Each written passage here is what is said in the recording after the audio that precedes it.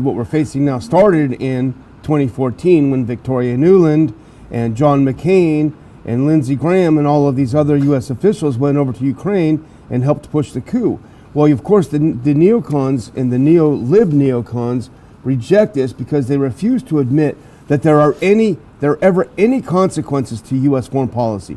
There can never be negative consequences to interventionist U.S. foreign policy. And it was just like the famous Giuliani moment when you blurted out, well, why did they come over here? Because we're over there. And people looked as if, they had seen a ghost because they just never conceptualized that stuff we do overseas does have the effect, They can't see it. But anyway, so I put on this first clip. This is Dave DeCamp wrote it up on antiwar.com yesterday, I think it was. U.S. lifts ban on arming, as you mentioned, Dr. Paul, and training Ukraine's neo-Nazi Azov Brigade. They have been ineligible for any U.S. assistance since 2018 when a law was passed forbidding the assistance, participation, or arming of any group that espouses extremist ideology. Well, they're going to lift that. Let's go to the next one. Now, here are the Azov Brigade members. The military unit's former founder, Andrei Beletsky, is known for his neo-Nazi and white supremacist rhetoric.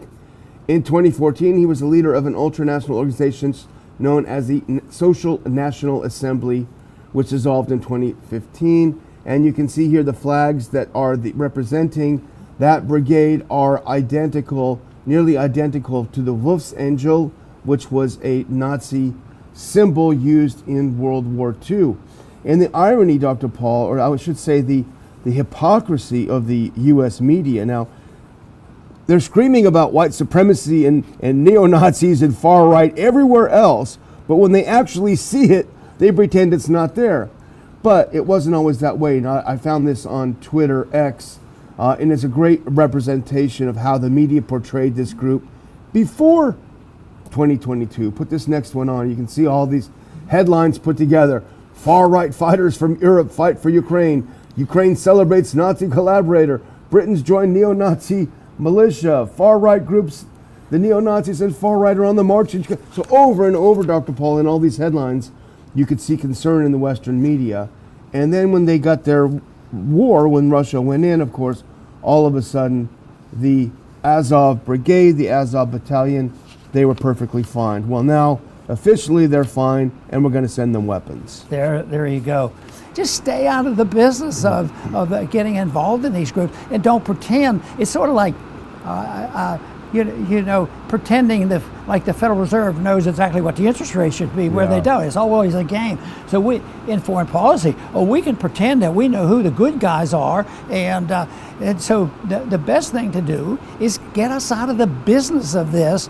But right now, there's a few more people now thinking that way, and I think that's good, and we want to encourage that because they give the non-interventionists a bad rap and say, "Oh, you guys are the isolationists." Well, it seems to me like this world is becoming more isolated than ever, and as we've been following this policy of intervention for 100 years, and so I would say they're completely wrong on saying that non-interventionist foreign policy means we don't want to deal with the problem of the world. We just say, why don't we set a standard for them and encourage other countries to emulate what we do? And it used to be to say emulate our judicial system.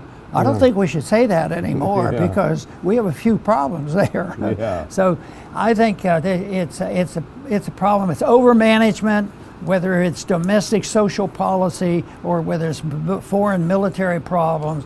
It's overmanagement and the principle of voluntarism and getting along with people and having a moral principle of what liberty is all about is the only thing that we can work for. We can't have it overnight, but that is what we have to do, is work in the direction for those policies.